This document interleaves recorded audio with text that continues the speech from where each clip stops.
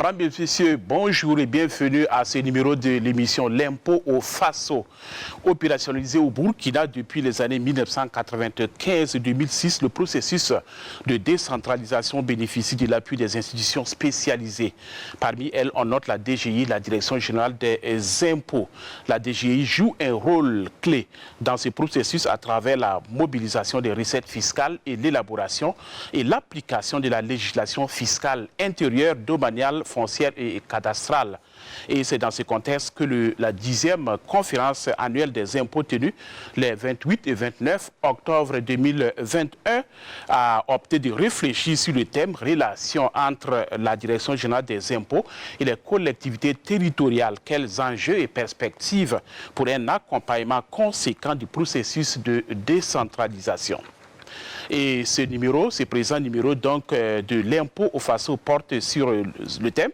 Il est question donc de revenir sur les temps forts de la conférence annuelle des impôts de 2021 et sur les grandes recommandations qui ont été adoptées dans l'optique de raffermir davantage les liens entre la DGI et les collectivités territoriales. Et pour aborder ce thème, 4 invités sont avec moi. Il s'agit de Madame Eliane Djigemde, la directrice des services fiscaux, et Monsieur Albert Djigemde, de la direction des affaires domaniales et foncières, et Monsieur Bakala Ido, maire de la commune de Zamo, c'est dans le Sanguier, et enfin Monsieur Jean-Marie Kazida, le maire de la commune de Nanoro. Alors bonjour à tous et merci d'avoir accepté notre invitation. Et pour entamer l'émission, comme d'habitude, nous irons écouter à la régie des personnes que nous avons interrogées par rapport au thème. Et cette fois-ci, il s'agit des élus locaux de la province du centre, de la région du centre-est. Écoutons-les. Moi, c'est Mouro Kéré, je suis le président du conseil régional du centre-est. Il faut dire que l'État, d'une manière générale, et les collectivités en particulier, fonctionnent sur la base de recettes.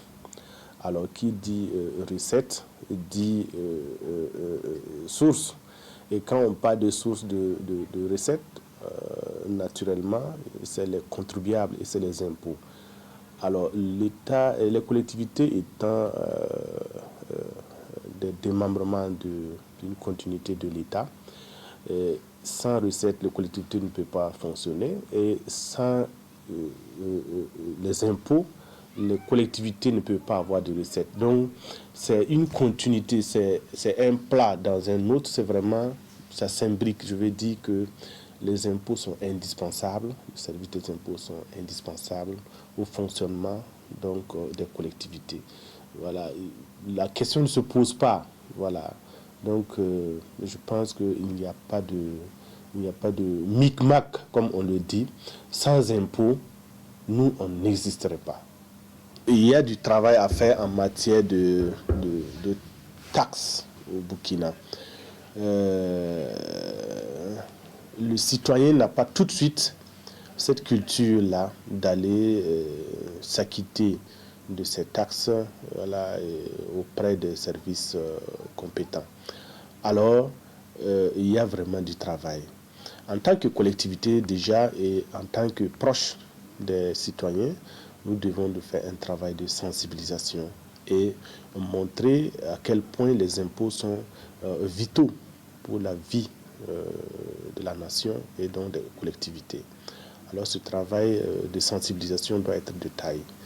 Alors, je reviens aux régions, parce que quand on parle de collectivités régions, les régions n'ont pas d'assiette fiscale propre en elles. Alors il faut y penser. Je pense que la dernière rencontre entre gouvernement et collectivité, il y a eu aussi des assises sur la fiscalité. Tout ça, ces questions sont ressorties et je pense que nous sommes dans cette dynamique.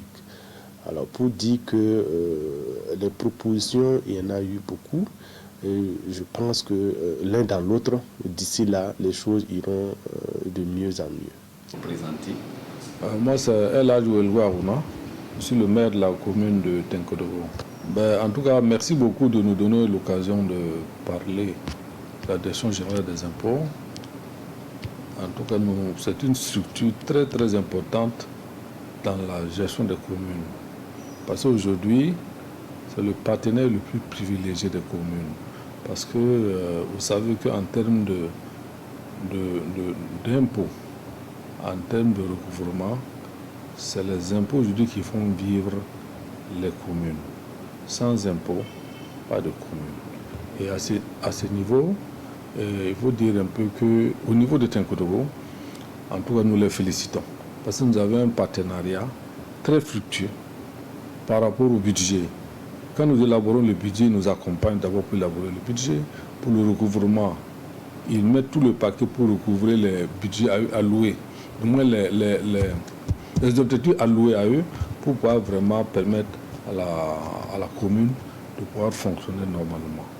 Et à ce niveau, en tout cas, ils n'ont pas de grief avec les impôts, parce que, bon, moi, je suis un ancien agent de la gestion des impôts. Donc, c'est une collaboration parfaite entre, en tout cas, la direction générale des impôts et la mairie de Tinkodogo. En tout cas, ça fonctionne très bien. Voilà.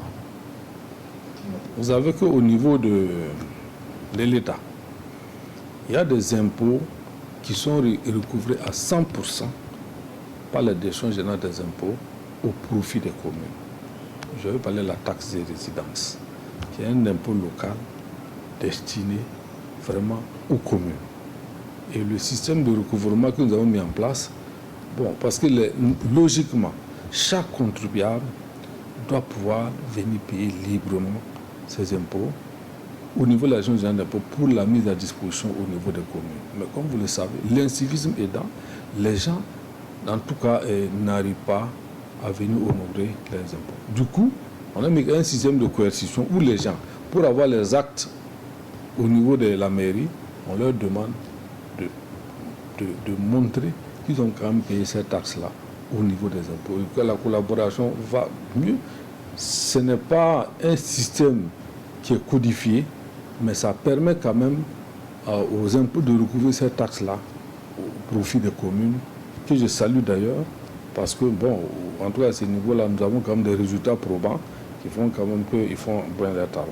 Deuxièmement, il y a ce qu'on appelle la taxe sur les propriétés, que l'État a mis en place. C'est un impôt sur les propriétés, bâties ou non bâties, que l'État a mis en place, qui est recouvré par la direction générale des impôts et qui, en tout cas, reversé en grande partie au niveau des communes. Si vous faites un constat, la plupart des communes qui marchent, soit en Europe ou en Afrique, c'est cet impôt-là qui constitue, en tout cas, la plus grosse part dans le budget des communes. Mais c'est un impôt qui existait, qui a été supprimé, qui a été réinstauré. Il faut une sensibilisation intense pour que les gens comprennent. Parce que ce n'est pas normal que tu aies une propriété dans une commune et que tu ne paies pas tes impôts. Tu dois pouvoir payer tes impôts. Et même ça aussi, on a mis un système, les impôts ont mis un système pour contraindre plus ou moins aux gens de payer un peu. Si vous voulez un acte, par exemple au niveau de la direction régionale ici, bon, on profite, vous dit, bon, vous devez ça. Et comme c'est lié, les gens payent. Mais librement, les gens ne veulent pas payer. Et ça, c'est un problème. En tout cas, ça, à ce niveau-là, nous suivrons toujours que cette collaboration puisse s'appuyer, s'intensifier, et que s'il y a des possibilités de faire des sensibilisations ensemble, nous puissions le faire. Et pour saluer aussi les OSC. Les OSC dans la commune travaillent avec la mairie, avec l'appui de la Direction générale des impôts, pour permettre quand même aux citoyens de se libérer de leurs impôts. Je profite de dire aussi que c'est un appel pour dire aussi aux habitants des communes là, ne soyez pas des habitants, soyez des citoyens. Il ne faut pas habiter, il faut être un citoyen de la commune. Un citoyen, c'est celui qui connaît ses droits et ses devoirs, qui paie ses impôts et qui puisse aussi réclamer des comptes au maire. Mais dans la plupart des communes, c'est tout à fait le contraire. Les gens réclament des comptes au maire sans rien faire pour la commune. Si on leur demande qu'est-ce que tu as fait pour ta commune, ils ne peuvent même pas demander quelque chose qu'ils ont payé pour la commune. Et ça, c'est vraiment désolant. Ça, si l'État a remis la décentralisation au maire de communes, c'est pour que vous puissiez vous autodévelopper. C'est ça la philosophie de l'État. Avec un accompagnement de l'État, on arrive à se développer. Mais bon, la plupart du temps, on ramène tout sur le maire doit faire ça, le maire doit construire, le maire doit arranger nos... Mais à contrepartie, qu'est-ce que tu donnes à la mairie pour ne pas lui demander des comptes? Ça, c'est vraiment désolant. Il faut que les citoyens comprennent que les impôts, c'est important. Quand on paie les impôts, on peut demander des comptes. Mais quand on ne paie rien, un habitant d'une commune, tu profites des bienfaits de la commune sans rien contribuer. Non, ce n'est pas juste. Il faut que les gens, en tout cas, s'amendent et qu'ils puissent dorénavant, en tout cas, prendre conscience que le développement endogène, c'est d'abord nous-mêmes. Parce que beaucoup de gens viennent dire, monsieur le maire, chercher des amis, allez faire la coopération. Mais à réfléchir, c'est les impôts des autres là-bas que les gars enlèvent nous amener. Et je le répète, quand tu as tout la main en bas, tu es un mendiant. Dans tout ce quand tu as tout la main en train de tendre, toi tu es un mendiant. Toi tu ne donnes pas, mais c'est les autres qui te donnent. Non. Il faut que nous aussi on puisse comprendre qu'il faut qu'on puisse même s'auto-gérer. Et ce que l'État veut, que les communes puissent s'auto-gérer à partir de leurs citoyens. Et que les gens acceptent de contribuer pour le développement de leur commune. Tant que les gens ne vont pas contribuer, on va rester à végéter comme ça, sans se développer. Et ça, c'est vraiment un appel que je lance à tous les citoyens de commune, particulièrement les citoyens de ma commune, d'être des bons citoyens. L'incivisme a abandonné ça. Parce que ça nous amène nulle part. Ça nous amène droit au mur. Et ça, c'est vraiment désolant. Mais il faut qu'on en arrive à là. Si on veut se développer, il n'y a pas 1000 manières de se développer. Tous les pays sont développés à partir des ressources endogènes. Voilà. Les ressources exogènes peuvent venir en appui. Mais vous-même, vous devez compter sur vous-même. Si vous ne comptez pas sur vous-même, vous allez toujours rester pauvre. Et ça, je suis désolé de le dire, c'est comme ça. Voilà, donc je rappelle que vous avez suivi respectivement le président du conseil régional du Centre-Est et le maire de Tinkodougou justement sur le thème. Alors, sans plus tarder, je vais vous permettre de réagir par rapport à ce qu'il a dit.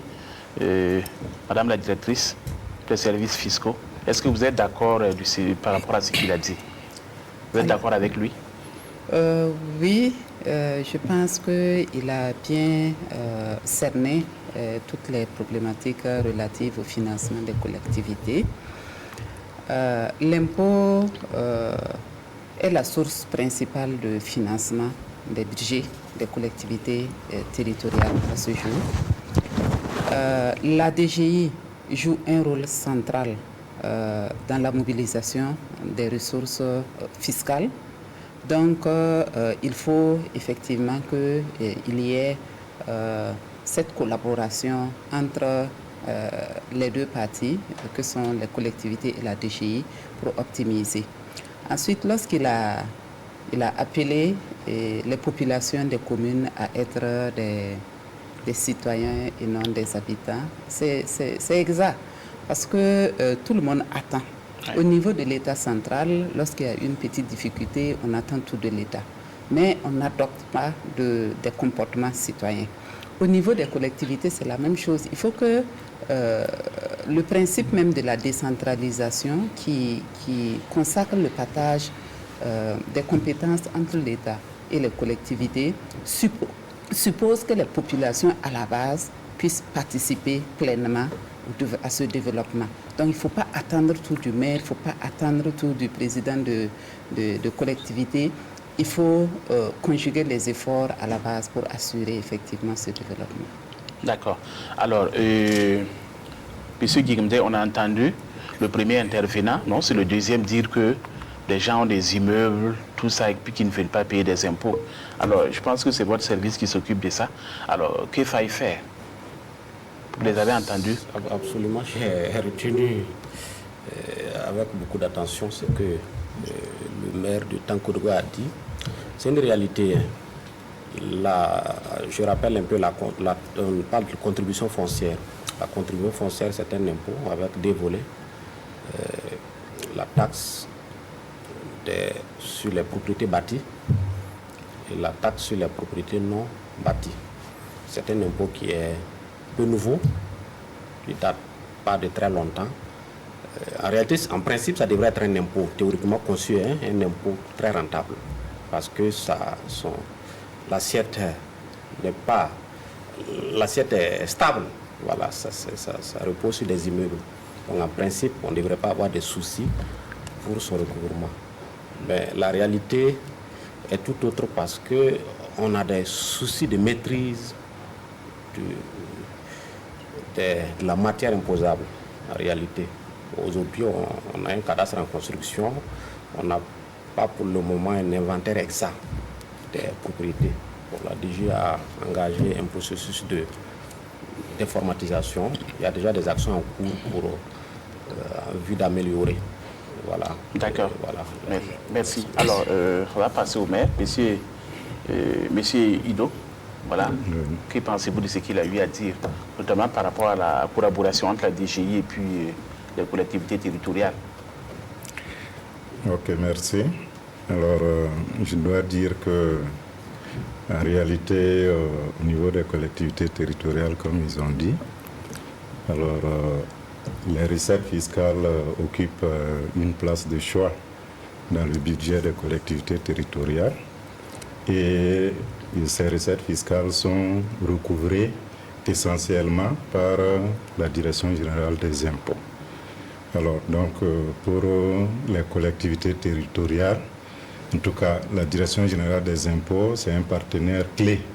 Parce que s'il n'y a pas d'impôts, comme l'a souligné le maire de Tenkodogo, alors il n'y aura pas de financement des activités de la collectivité.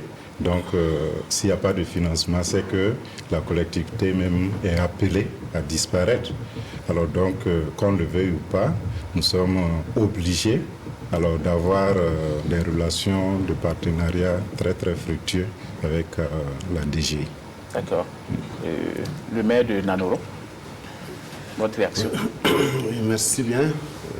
Je crois que les prédécesseurs ont déjà mis le doigt sur l'ensemble des commentaires qui pouvaient être faits.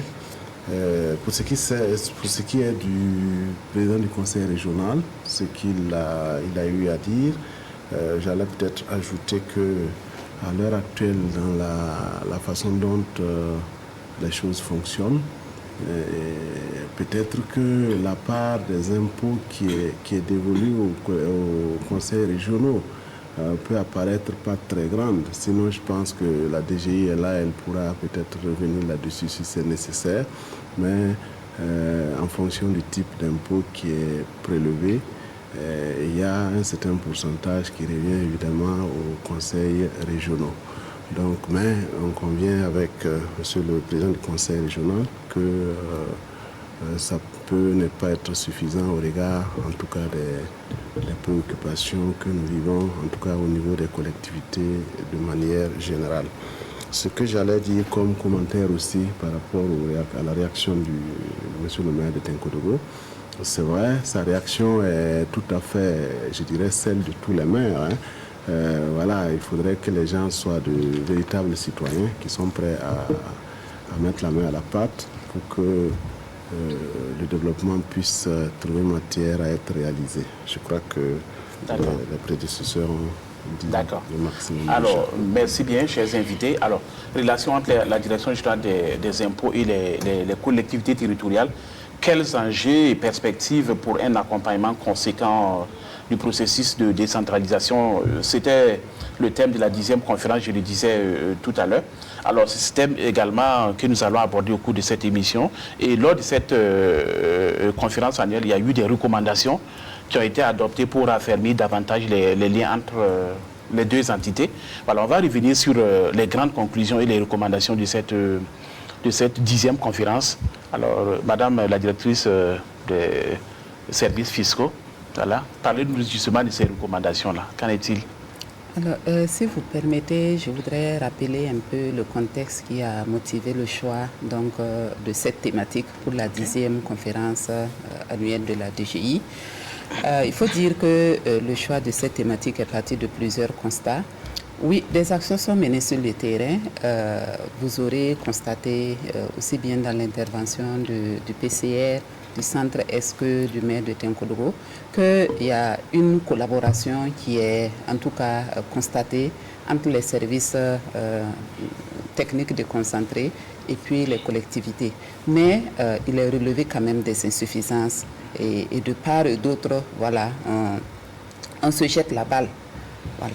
La DGI a donc perçu à un moment donné la nécessité d'inviter ses partenaires à la table des échanges pour que chacun puisse exprimer son ressenti, dire ce qui entrave son action sur le terrain et convenir ensemble de modalités, en tout cas de nouvelles modalités de collaboration.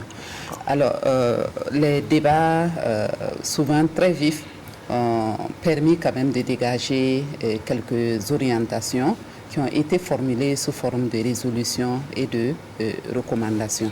Alors, au titre des engagements pris par les participants, on peut citer entre autres la mise en place d'un comité bipartite, donc collectivité DGI, de réflexion sur les possibilités de mise en place d'une administration fiscale locale. En fait, il faut dire que ça a été la problématique majeure qui a fait l'objet des débats au cours donc, de cette conférence annuelle. Les participants se sont également engagés à élaborer une feuille de route pour le transfert donc, du domaine foncier des collectivités effectivement aux collectivités. Ça aussi, c'est une des problématiques. Le transfert donc, des terres en vue de la constitution du domaine des collectivités. Au titre des recommandations phares, ce qu'on peut retenir, c'est l'instauration d'un quitus fiscal pour tous les candidats aux consultations locales.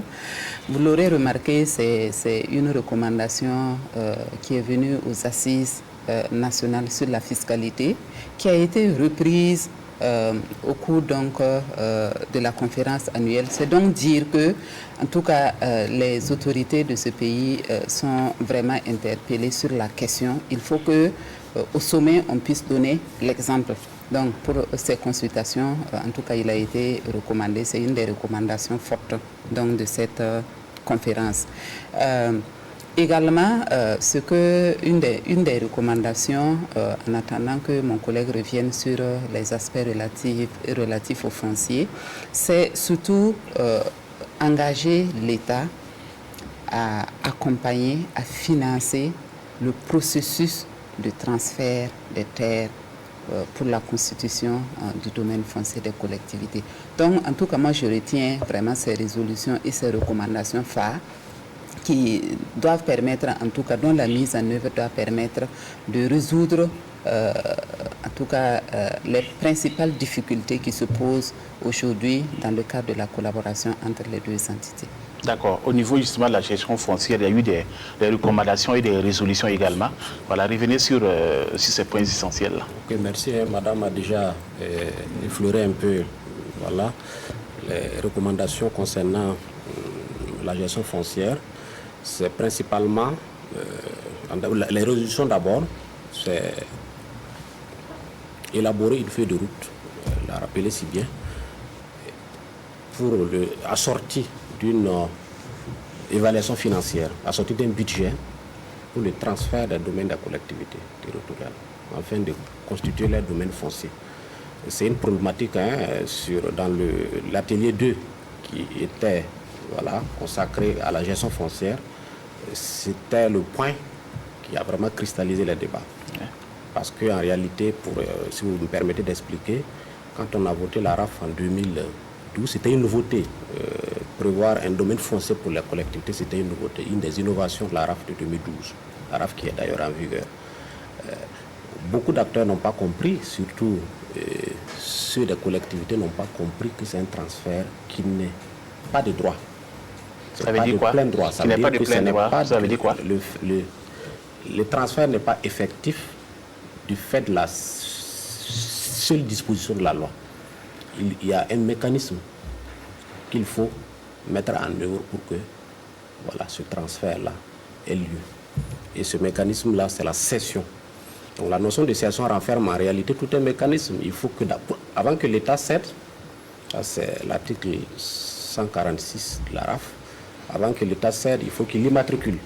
Il identifie d'abord les biens immobiliers à transférer. Voilà, en l'immatriculant. Et l'immatriculation en amont exige des opérations de terrain, de la géométrie, de la purge des droits. Parce que quand on immatricule un bien, il faut régler le sort des droits coutumiers, formels, voilà, des particuliers, voilà, avant de transférer. Ça a un coût. C'est de l'argent qu'il faut, voilà, mettre en œuvre. L'argent pour borner, voilà, il y a un certain nombre de livrables qu'il faut, voilà, donner aux receveurs pour qu'ils puissent voilà, immatriculer les terrains et dédommager ceux qui ont les droits sur les terrains. Donc c'est tout un processus. Mais au début, quand on a voté la loi au début, beaucoup d'acteurs ne l'ont pas compris comme ça. Voilà, donc c'était l'occasion, la conférence annuelle pour bien expliquer, donc je crois qu'on s'est compris. Donc finish, les acteurs ont recommandé la mise en place d'une feuille de route assortie d'une évaluation d'un budget pour procéder, voilà, à la construction du domaine des collectivités. C'était vraiment un point qui a cristallisé beaucoup les débats. D'accord. Alors, l'une des recommandations, c'était la première d'ailleurs justement de cette 10e conférence, comme Madame la directrice des services fiscaux l'a dit, l'optimisation de la mobilisation des recettes propres des collectivités avec l'instauration d'un quitus fiscal pour les candidats aux consultations locales. Vous qui êtes voilà, les principaux concernés, comment vous avez accueilli justement cette recommandation-là? Ok, merci. Alors, je crois que avant de faire un commentaire sur cette recommandation, il faut effectivement revenir sur le contexte. Okay. Comme l'a dit Madame la directrice des services fiscaux, il faut noter qu'au niveau des collectivités territoriales, on l'a dit au départ, la DGI c'est un partenaire de choix, et de premier choix s'il faut le dire ainsi. Mais comme on le dit, l'arbre ne devant pas cacher la forêt, oui. Il y a des insuffisances. Et ces insuffisances sont liées véritablement à la couverture du territoire national par les services de la DGI.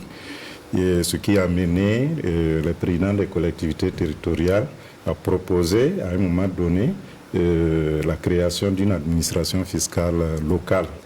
Parce que en dehors de la non-couverture du territoire par les services des impôts, il y a un certain nombre d'incompréhensions par rapport à l'intervention même de la DGI dans le recouvrement des impôts. Alors donc, ce qui a amené véritablement les collectivités à demander une administration fiscale locale alors, à leur disposition pour pouvoir optimiser le recouvrement des impôts locaux. Alors je crois que c'est entre autres ce qui a amené la DGI qui a pris conscience qu'il faut prendre les devants des choses pour que effectivement, alors s'il y a à créer une administration fiscale locale, qu'elle n'échappe pas à la DGI parce que comme ils l'ont expliqué à un moment donné, le système fiscal c'est un tout. On ne peut pas alors confier, en tout cas ce système-là, à deux entités différentes. Alors maintenant, pour revenir à la question du quitus, oui. Alors nous sommes des élus locaux. Nous savons que pour faire fonctionner alors, les choses au niveau de la commune, il faut l'impôt. Alors donc nous devons être les premiers à encourager les gens au civisme fiscal. Alors donc pour quelqu'un qui aspire à être un élu local, s'il ne peut pas montrer l'exemple en payant ses impôts et en prenant un quitus au moment de la constitution des dossiers pour devenir justement un élu local, je crois qu'il n'a rien compris. Donc c'est une recommandation. Je crois, bon, peut-être c'est pour ceux qui n'ont pas encore compris, sinon pour nous qui sommes déjà aux affaires là, nous savons que c'est une recommandation qui est vraiment à point nommé. Ok, vous payez déjà correctement vos impôts? Non, moi je paye mes impôts correctement. Okay, voilà. Maintenant, bon, on peut venir vérifier. D'accord. Voilà. Alors, monsieur Sida, maire de Nanoro, comment vous avez justement accueilli ces différentes recommandations, notamment avec la création d'une administration fiscale locale? Oui, je crois que monsieur le maire de Zamo a mis le doigt effectivement sur la préoccupation en disant que bon, il y a les avantages qu'on peut trouver dans la création d'une administration fiscale locale, tout comme on peut avoir aussi quelques inconvénients, comme il l'a dit, parce que la fiscalité est un tout. et tout se tient. Mais bon, en tant que maire de commune, je crois que on peut peut-être accueillir cette initiative, mais je crois que c'est une question à davantage approfondir pour que les questions liées à l'approvisionnement des recettes pour le budget de l'État, que en tout cas tout se tienne comme je le disais tantôt, étant entendu qu'en matière d'impôts, je pense qu'il y a plusieurs paliers. Voilà, il y a les plus petits, les moyens, les plus grands. Maintenant, lorsque on segmente pour remettre une partie quelque part, il y a des risques peut-être qu'il y ait des déperditions, mais tout ça, c'est des questions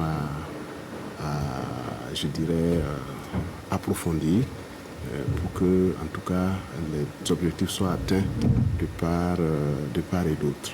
Je voudrais également rebondir sur la question du quitus fiscal, en disant simplement que, comme l'a dit également le maire, à Moulé, il y a un adage qui dit que Bagan Sobongat Zougou. Ça veut dire? Ça dit que lorsque vous avez un animal, on dit qu'il est enragé, un chien enragé, les gens doivent vous aider donc en tout cas à maîtriser l'animal. C'est à vous d'attraper sa tête d'abord pour que les autres viennent à la rescousse. Donc pour nous qui sommes aux affaires, nous devons en tout cas de montrer le bon exemple d'abord en payant nos impôts. Et donc voilà un peu ce que je pouvais faire comme commentaire sur cette question également. D'accord. Alors, Madame Djigende, on parle de l'unicité des caisses et pourtant on veut créer une administration fiscale locale. Est-ce que cela veut dire que l'unicité des caisses c'est fini? Comment ça va fonctionner? Alors, il faut rappeler que le processus de décentralisation qui consacre donc la répartition des compétences a créé deux administrations. Okay. Donc l'État a été subdivisé en deux, un État central et un État décentralisé. Alors au niveau de l'État central, il y a unicité de caisse, effectivement. Donc le recouvrement des impôts d'État alimente le budget de l'État avant maintenant qu'on décide des projets de dépenses. D'accord. Au niveau de la collectivité, le principe de l'unicité de caisse est respecté parce qu'il y a le budget de la collectivité. Chaque collectivité constitue une entité qui élabore son budget, qui le met en œuvre et qui en évalue l'état d'exécution. Donc, il faut dire qu'à ce niveau, dans le cadre donc, de l'élaboration, tous les impôts qui vont être collectés au profit donc, du budget de l'État, du budget de la collectivité plutôt, rentrent dans la même caisse. C'est la même caisse et c'est à partir de cette même caisse, au profit de la collectivité, qu'on opère maintenant les différentes dépenses au profit de la collectivité. Donc il faut dire que le principe n'est pas dérogé, mais il faut... Comme M. le maire de Nanoro l'a dit, je pense que la mise en place de l'administration fiscale locale est une préoccupation qui engage plusieurs acteurs et il faut vraiment approfondir la réflexion avant d'y aller. Alors, nous sommes en train de préparer le terrain avec l'aide des collectivités territoriales en essayant de couvrir au maximum le territoire. Nous avons 43 DPI, 43 directions provinciales des impôts. Au niveau des provinces du Kadiogo et du Oué, il y a au Kadiogo 9 directions de centre des impôts. Au niveau du Oué, nous avons 4 directions de centre des impôts. Voilà. Et à ce jour, pour rapprocher le maximum possible l'administration du contribuable des populations locales, la DGI a entrepris de mettre en place des services départementaux des impôts, ce qu'on appelait anciennement antennes fiscales. Voilà. Et à ce jour, nous avons 33 antennes fiscales qui sont donc services départementaux des impôts qui sont fonctionnels. Alors, c'est dire que ce maillage-là permet déjà d'optimiser le recouvrement des impôts parce que les résultats sont assez parlants à ce niveau. La deuxième étape c'est vraiment le transfert progressif du recouvrement de certains impôts aux collectivités. Donc il faut vraiment une longue phase de préparation et la DGI doit jouer le rôle d'appui conseil en arrière-plan pour une meilleure prise en charge de la gestion de ces impôts. Et comme monsieur le maire de la commune de Nanoro l'a dit, il faut dire que les communes ne sont pas logées à la même enseigne. Il y a des communes qui sont très avancées en termes de capacité logistique, capacité en ressources humaines pour aller plus rapidement que d'autres communes. Donc il faut vraiment aller progressivement et la DGI est inscrite dans cette dynamique-là d'accompagner, de mûrir la réflexion avec les collectivités, d'accompagner progressivement par des actions préparatoires, de sorte que, si on doit aboutir à la mise en place de cette administration fiscale locale, on ait déjà mieux préparé le terrain pour que la relève puisse être assurée au niveau local. D'accord. Et avant d'évoluer, je vais quand même savoir, toutes ces recommandations qui ont été faites, elles seront opérationnelles à partir de quand? Est-ce que vous vous êtes donné une échéance à la DGI? Alors, la première chose que nous avons entrepris de faire depuis la clôture de la conférence, c'est que nous avons déjà, au cours de la semaine qui a suivi, répertorié, recensé toutes les recommandations, les résolutions et les propositions de solutions pertinentes et immédiatement réalisables, c'est-à-dire celles dont la mise en œuvre peut relever immédiatement de la DGI. On les a déjà recensées et nous allons élaborer un plan d'action de mise en œuvre des solutions proposées et des recommandations et résolutions formulées. Donc un plan d'action triennal pour la mise en œuvre. Voilà. Maintenant, pour les recommandations qui engagent d'autres acteurs, à savoir les collectivités, un autre niveau de hiérarchie, il reviendra à la DGI d'engager encore la démarche auprès de ces acteurs pour convenir ensemble des modalités de mise en œuvre. Ça pourra être envisagé dans le moyen terme, mais à très court terme, en tout cas, le plan d'action de mise en œuvre de ces recommandations va être élaboré et tout de suite, on va pouvoir commencer la mise en œuvre de celles qui peuvent être rapidement gérées. D'accord. Alors, le temps joue contre nous, nous allons évoluer. Alors, nous allons parler des différents types de taxes et impôts, justement, qui sont recouvrés auprès des collectivités territoriales. Voilà, très rapidement, madame, avant que monsieur qui venait de prendre la parole. Oui, effectivement, la DGI recouvre un certain nombre d'impôts au profit des collectivités territoriales. Nous avons, par ordre d'importance, la contribution des patentes. C'est l'impôt le plus rentable en termes de financement des budgets des collectivités. Et qui paye ça? Qui paye cet impôt? C'est toute personne qui exerce une activité lucrative et qui relève d'un régime formel, régime d'imposition formel qui paye la patente. Il y a la taxe de jouissance qui suit. En termes de rentabilité, qui est due à raison de l'occupation à titre de jouissance des terres du domaine foncier national. Nous avons la contribution des micro-entreprises, qui est une fiscalité synthétique. Fiscalité synthétique dans la mesure où elle représente un certain nombre d'impôts. Et comme elle est due par des micro-entreprises, donc des acteurs qui n'ont pas une organisation à même de leur permettre de se comporter comme les grandes entreprises. On synthétise tout et ça, c'est ce qui est réclamé aux contribuables évoluant dans le secteur dit informel. Donc toute personne qui évolue dans le... Et il faut avoir un chiffre d'affaires qui ne dépasse pas 15 millions pour relever de ce secteur informel, donc payer la contribution des micro-entreprises. Nous avons la taxe foncière des sociétés qui a remplacé la taxe de biens de même mode et elle est due par toute personne morale qui exerce une activité lucrative qu'elles soient bailleurs ou bien propriétaires. Il y a la taxe sur les véhicules à moteur, voilà, que tout le monde connaît, en tout cas tous les détenteurs de véhicules connaissent la taxe sur les véhicules à moteur. Et puis nous avons également la taxe de résidence, qui est l'impôt, disons, local par excellence, taxe de résidence. Lorsqu'on réside dans une localité donnée, il faut payer cette taxe-là. Et nous avons la contribution foncière des propriétés bâties et non bâties.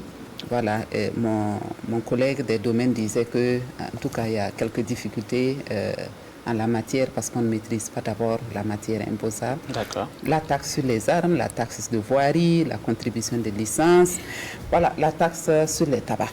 Il faut dire que le recouvrement donc, de ces impôts contribue à hauteur d'environ 65% du budget des collectivités en 2018. Elle représentait 65%. En 2019, elle représentait à peu près 67%. Et en 2020, 68% du budget, pas du budget, mais des ressources propres des collectivités.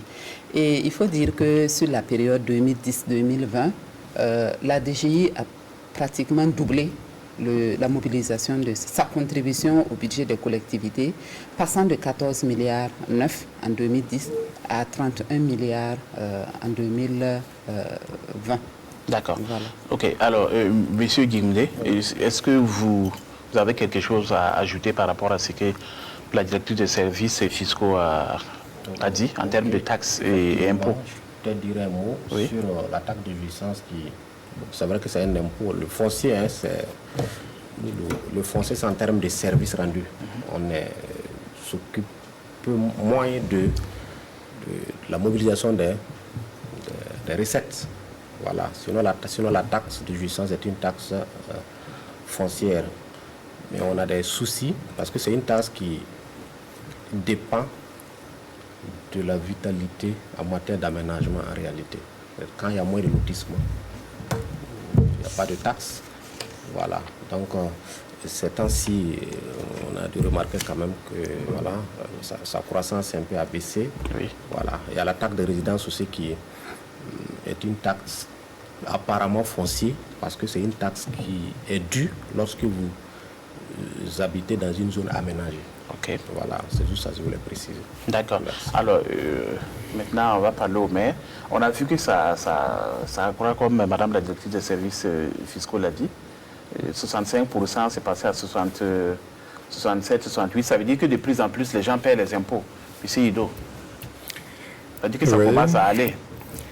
Oui, de plus en plus, les gens payent les impôts, c'est vrai. Mais il faut dire que de 2010 à 2020, ça fait quand même 10 années. Oui. Ça veut dire que le nombre de contribuables a pu accroître aussi. Alors, mais pour nous, ce qu'il faut retenir, il est vrai, alors quand on regarde la masse du recouvrement, alors c'est pour l'ensemble des communes du Burkina. Alors, ça a bien évolué, mais il faut noter que d'abord, ce n'est pas toutes les communes qui connaissent cette évolution. Ça, c'est un. À votre niveau, c'est comment? À notre niveau, oui. Bon, il faut dire que c'est une commune rurale, okay. Alors dont le potentiel est bien bas, oui. Mais non maîtrisé. Parce que, effectivement, comme je l'ai dit tantôt, la DGI, pour le moment, n'a pas encore pu couvrir tout le territoire. Alors, quand on prend chez nous au Sanguier, il y a un service provincial, une direction provinciale, qui doit s'occuper de 10 communes, avec au maximum 5 agents. Alors, comprenez que c'est très difficile pour ces 5 agents-là de pouvoir couvrir tout le territoire provincial, dont le territoire des 10 communes, et pouvoir être efficace sur le terrain. Alors c'est pour ça qu'on a parlé de plus de déconcentration de la DGI pour permettre effectivement de rendre le recouvrement très très rentable.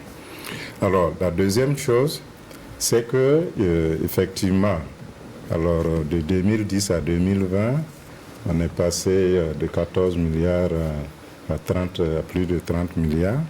Mais est-ce que réellement on a pu maîtriser tout le potentiel? C'est là la question. Alors, le résultat est bon, mais est-ce qu'on a maîtrisé le potentiel? Et je crois que c'est pour toutes ces questions-là que la DGI a pensé bon de parler des relations entre la DGI et les collectivités territoriales. Parce que pour nous, collectivités territoriales, on pense que la DGI ne fait pas suffisamment. Et pour la DGI, elle aussi, elle pense que les collectivités territoriales ne font pas suffisamment. Alors, je crois que c'est pour ça que c'est bon qu'on s'asseye et qu'on échange sur, en tout cas, un partenariat qui puisse profiter à tout le monde. D'accord. Alors, M. Zida, quelle est la situation justement chez vous par rapport à ces différentes taxes qu'elle a énumérées? Voilà. Est-ce que de plus en plus les gens payent les taxes chez vous, dans votre commune? Quelle est la situation? Le maire de Tinkoro qui a parlé de l'incivisme fiscal, tout ça. Voilà. Quelle est la situation dans votre commune? Chez nous, merci bien. Oui. Je fais mienne l'opinion de mon collègue de Zamo par rapport donc à la question de en 2010 et 2020, il y a eu quand même beaucoup de temps qui s'est passé. Mais je voulais un peu nuancer en disant que, par exemple, pour nous à Nanoro, nous avons eu la chance, et là nous remercions les autorités de la Direction générale des impôts pour ça, d'avoir donc au départ ce qu'on appelait une antenne fiscale, qui est devenue un service départemental des impôts qui couvre la commune de Nanoro, la commune de Pela et la commune de Soa. Et pour nous, quand on fait le point entre la période où l'antenne n'était pas là, les années 2018 et antérieures, par rapport je n'ai pas les statistiques ici, par rapport aux statistiques à partir de 2019 en allant, j'avoue que c'est le jour et la nuit. Bon, là aussi, ça se comprendrait, parce que Nanoro est à un peu moins de 80 km de Koudougou, et comme le maire l'a dit tantôt, je crois qu'ils doivent avoir des problèmes personnels. S'il faut quitter de Koudougou pour faire 80 km, voilà, je crois que ce n'est pas toujours évident.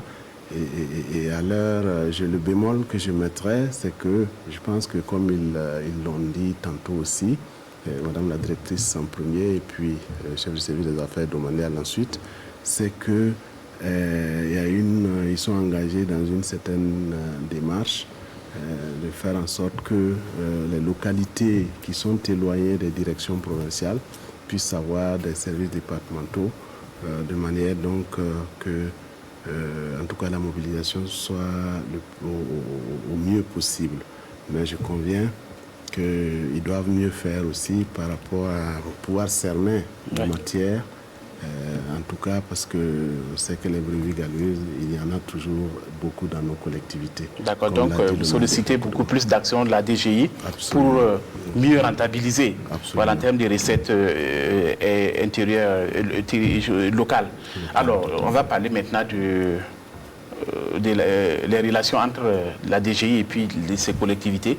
Alors, qu'est-ce que la DGI fait exactement pour les collectivités? On va aller un peu rapidement, on a 10 minutes qui nous restent. Ok.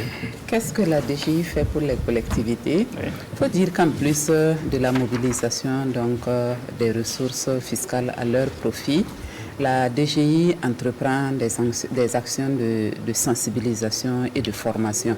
Sensibilisation des populations des communes au paiement des impôts, formation des élus locaux même sur leur rôle, voilà, dans leur ressort territorial, comme relais des services techniques aussi dans la sensibilisation. La direction générale accompagne également les communes dans la conduite de certaines études pour la maîtrise du potentiel fiscal donc, de la collectivité et bien d'autres actions voilà, qui sont menées, en tout cas pour ce qui concerne le volet mobilisation des ressources.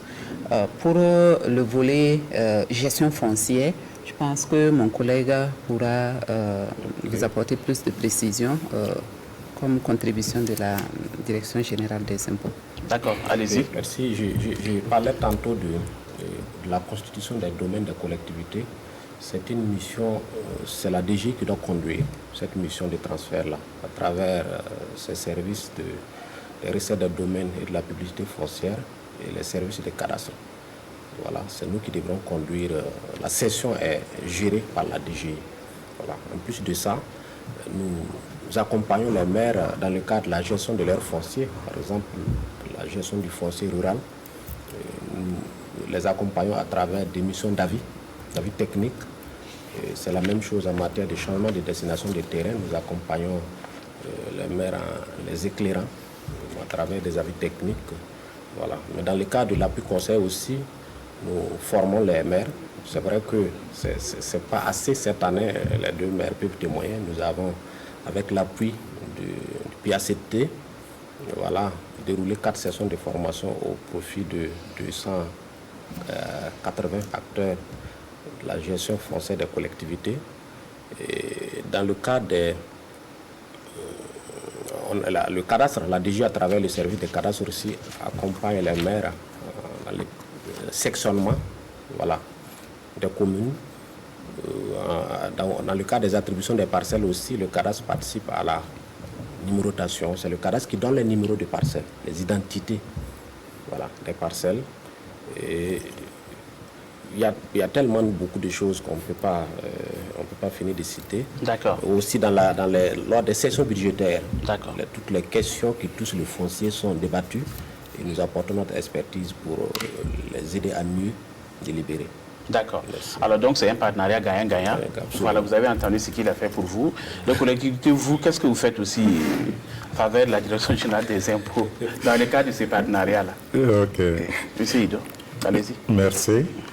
Alors, il faut dire que, effectivement, dans le cadre de l'exécution du budget de la commune, bon, il y a bien sûr la partie recette. Et quand on parle de recette, on parle de recouvrement dans l'exécution. Et si le recouvrement est fait par les agents de la DGI, il faut dire que, bon, en contrepartie, au niveau des collectivités territoriales, il y a des déblocages de sommes d'argent pour accompagner ces agents qui vont sur le terrain. Parce qu'un agent qui va quitter, comme pour ce qui nous concerne, par exemple le chef-lieu de la province, pour venir au niveau de la commune, bon, il faut bien accompagner cet agent. Donc il y a des frais de recouvrement qui sont débloqués et qui sont mis à leur disposition. En dehors de ça, bon, on accompagne la DGI avec du carburant. On accompagne également avec l'acquisition de matériel, notamment le matériel roulant, des ordinateurs, matériel informatique et autres. Et bon, par moment, et naturellement, quand quelqu'un travaille bien, il faut l'encourager. Et je crois qu'il y a des petites primes, voilà, qui sont servies aux agents de la DGI. D'accord. Voilà. Et on n'est pris par le temps. Allez-y, monsieur Zida. Voilà, on va parler justement de la contrepartie. Merci bien. Je pense que mon collègue de Zamo a fait le tour de ce que nous faisons pour accompagner donc, la Direction générale des impôts. Je crois que je n'ai pas grand-chose à dire, sauf qu'au niveau donc, du matériel, par exemple, des bâtiments, c'est vrai que nous les accompagnons afin qu'ils puissent nous accompagner en retour. Si bien que dans pas mal de localités où les services départementaux des impôts ont pu être mis en place, je pense que les maires ont pu en tout cas mettre les petits plats dans les grands pour trouver des bâtiments pour permettre que la DGI puisse déployer en tout cas ses services. Et voilà un peu ce que je voulais ajouter. D'accord. Voilà. Ok. Merci. Alors, madame la directrice, voilà, parlez-nous en quelques mots justement des acquis, hein, voilà, de cette collaboration-là et leur impact. voilà, sur les collectivités territoriales. Est-ce qu'on peut dire que ce sont des acquis tangibles à l'heure actuelle, avant de revenir sur la dernière partie de notre émission et de conclure? Oui. Il faut dire que les actions de part et d'autre, que ce soit les actions de la DGI en faveur des collectivités et la contrepartie qui est retournée à la DGI, si on analyse un peu l'impact, on dira que dans les communes, par exemple, où il y a eu ce rapprochement à travers la signature de conventions de partenariat, voilà, dans ces communes, on constate que le recouvrement se fait au mieux. Okay. Parce que en réalité, c'est un principe qui est diversement apprécié au niveau des collectivités. Ce principe du partenariat formalisé là est diversement apprécié. Mais nous allons rapidement rappeler que en réalité, c'est quelque chose qui est tout à fait normal. Parce qu'au niveau central, au niveau de l'État central, le ministre de l'Économie et des Finances signe un contrat d'objectifs chaque année avec les régies de recettes.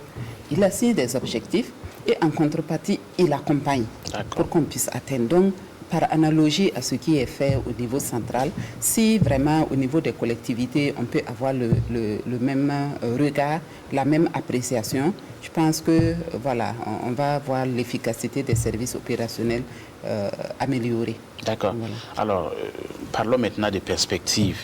Qu'est-ce que vous prévoyez justement pour améliorer tout ça, raffermir davantage et puis plus de collecte de recettes? Qu'est-ce qui est prévu? Alors, en termes de perspective... Voilà. Et ça sera votre dernier mot également. Oui.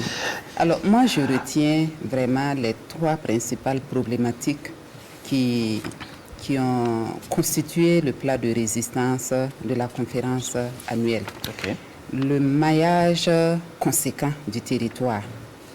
La DGI doit vraiment prendre en charge cette question et à ce titre, les réflexions sont déjà en cours pour essayer de définir des critères assez pertinents pour permettre aux différentes communes de demander la création des services départementaux des impôts. Et nous allons élaborer aussi un plan de déconcentration parce qu'il faut qu'on prenne ça en main. Pour l'instant, bon, c'est à la demande que les services sont créés, mais nous allons prendre en main en définissant les critères et en élaborant un plan de déconcentration. La deuxième problématique, c'est la contractualisation. Je disais tantôt que c'est une bonne chose et que vraiment, nous voudrons inviter les collectivités à revoir l'appréciation qui est faite de cette façon de faire. C'est vraiment pour améliorer le rendement des services des impôts. Quand on assigne des objectifs à un acteur, il faut accompagner. Il faut accompagner avec des moyens financiers, de la logistique et puis même un accompagnement moral, souvent pour rendre accessibles certains sites. La troisième problématique, c'est vraiment la mise en place de l'administration fiscale locale. Comme on l'a dit, on va s'asseoir. On va s'asseoir en choisissant la thématique de cette conférence. On ne prétendait pas vraiment en sortir avec une convergence de vues, mais on voulait déjà que chacun puisse s'exprimer. Et les prochaines étapes seront effectivement voilà, de revenir à la charge pour voir comment, de façon très pratique, on peut faire avancer les choses. D'accord, en quelques secondes, votre dernier mot. Voilà, mon dernier mot, c'est de rappeler que en matière de transfert sur lesquels je suis revenu régulièrement, il y a eu quand même des acquis. Voilà, on a transféré par exemple le marché de fer de Bassako au profit de la commune de Ouagadougou. Dans la boucle du monde aussi, avec l'appui des projets des programmes d'investissement forestier, il y a eu beaucoup plus de 14 transferts de type mer au profit des communes. Et avec l'appui du projet d'appui au renforcement de la gestion foncière et minière, en perspective en 2022, quelque chose est programmé pour continuer ce transfert-là. Ok, monsieur Zida, votre dernier mot? Non, mon dernier mot, c'est juste dire que nous comptons toujours sur la Direction générale des impôts pour atteindre nos objectifs. en tant que première régie, en tout cas, qui nous accompagne. Il y en a d'autres, mais quand on voit par rapport au volume des recettes que nous recevons, ils sont en premier plan. Donc, je vois que au cours de la conférence annuelle, il a été question aussi de mettre en place un système de concertation entre la DGI et puis les collectivités territoriales. Je crois qu'on va peut-être inviter la Direction générale des impôts, en tout cas, à accélérer ce processus pour que nous puissions parler ensemble et voir qu'est-ce qui peut être fait. Enfin, revenant un peu aux propos de M. le maire de Tinkodogo, c'est vrai, et comme l'a dit aussi mon collègue de Zamo, l'idéal, c'est que nous puissions contractualiser, comme l'a dit Madame la directrice, c'est l'idéal. Mais malheureusement, les communes ne sont pas logées à la même enseigne. Et tout ça, on pourra peut-être apprécier au cas par cas. D'accord. Oui. Et monsieur Ido? Ok, vraiment, en quelques secondes. Voilà, remercier encore la DGI pour avoir organisé la conférence annuelle sur le thème portant sur les relations entre la DGI et les collectivités et inviter chaque partie, la DGI comme les collectivités, à ce que chacun puisse se remettre en cause pour aller de l'avant. Parce que si les collectivités se sont plaintes, c'est avec juste raison. Et la DGI aussi, de son côté, a ses raisons d'être réticente par rapport à certaines choses. Donc, pour un partenariat gagnant-gagnant, il faut que chacun se remette en cause et qu'on puisse voir désormais le développement des communes avec l'accompagnement de la DGI. D'accord. Et nous voilà au terme justement de ce numéro de l'émission L'impôt au Faso, un numéro consacré au thème de la 10e conférence annuelle des impôts tenue les 28-29 octobre 2021 sur le thème relation entre la Direction générale des impôts et les collectivités territoriales. Quels enjeux et perspectives pour un accompagnement conséquent du processus de décentralisation. Et je rappelle que je recevais à ce plateau Mme Eliane Djikemde, voilà, la directrice des services fiscaux, et M. Albert Djikemde de la direction des affaires domaniales et foncières, et M. Bakala Ido, maire de la commune de Zamo, et enfin M. Jean-Marie K. Zida, maire de la commune de Nanoro. Merci à vous tous d'avoir accepté de répondre à notre invitation. Merci à vous, chers téléspectateurs, qui avez suivi de bout en bout. À très bientôt pour un autre numéro de l'émission L'impôt au Faso.